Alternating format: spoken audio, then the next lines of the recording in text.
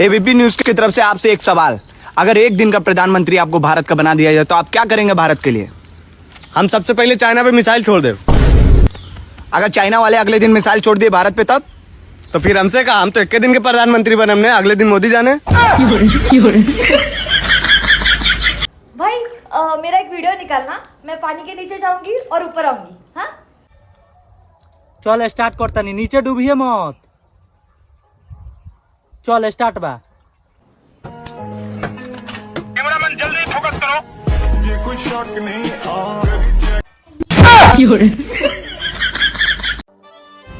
हाय।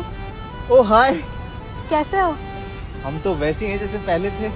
मतलब कंगाल? अरे जो मुझसे जलते हैं उनसे एक ही बात कहना चाहूंगा।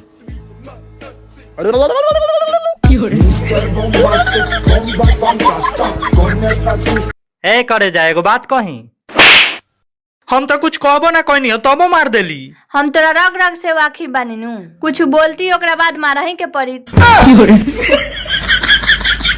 वो कहती थी मर जाऊंगी तुम्हारे बगैर, आज उसका दूसरा बेटा हुआ है मेरे बगैर।